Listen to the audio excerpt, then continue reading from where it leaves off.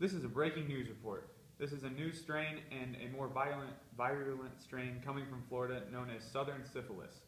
It has been working its way up the East Coast and has found its way into Northwest Ohio and is looking to be an epidemic, folks.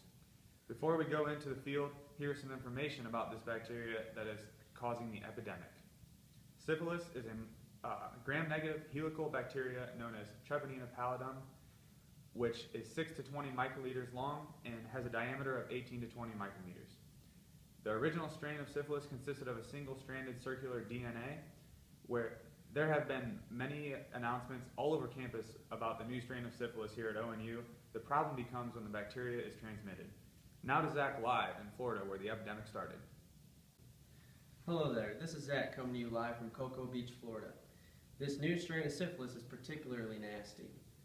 Not only is it transmitted via sexual contact with infected blood or lesions, or by mother to a child, but the new strain has also become airborne and can be transferred through droplets. This has made the bacteria particularly deadly and easily transmittable.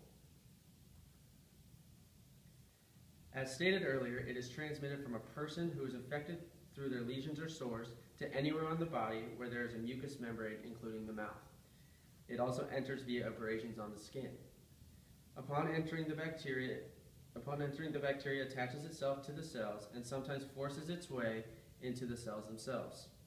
The problem becomes when the syphilis cells try to infect the rest of the body. These cells break down collagen and will slide through the epithelial lining via gap junctions. On top of this, it will hide in the proteins of the cells.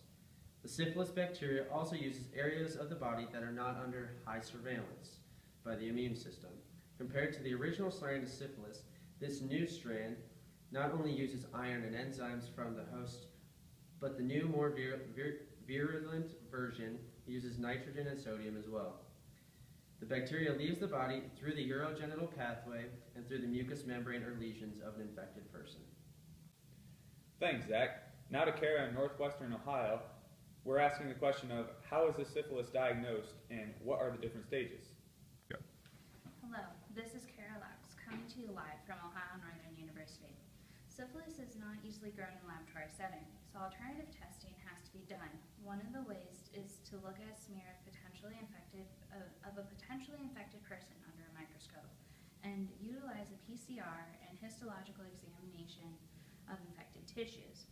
The two main ways for diagnosis is non-troponal tests and that looks for IgA and IgM antibodies, and finally a troponal test for confirmation. There are 4 different stages of syphilis. The first stage consists of ulcers on the genitals and around the mouth. The second stage consists of what is known as penny ulcers that occur on the palms of the hands and the soles of the feet.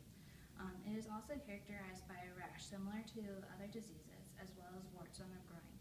The third stage is known as the inactive stage, and nothing actually happens. The fourth stage only occurs when syphilis goes untreated, and there are problems with the heart and the brain. Back to you, Matt. Good. Thank you, Kara. This new disease is treated very similarly to the original treatment. It is effective only if it is caught early and is treated with penicillin. If you are allergic to penicillin, there are many other options such as doxycycline and tetracycline. But the best way to avoid the problem of syphilis is by practicing safe sex, including wearing a condom during oral sex, avoiding with sleeping multiple partners, and not sharing sex toys. Also, if you choose not to follow these guidelines, get screened for syphilis and other STIs.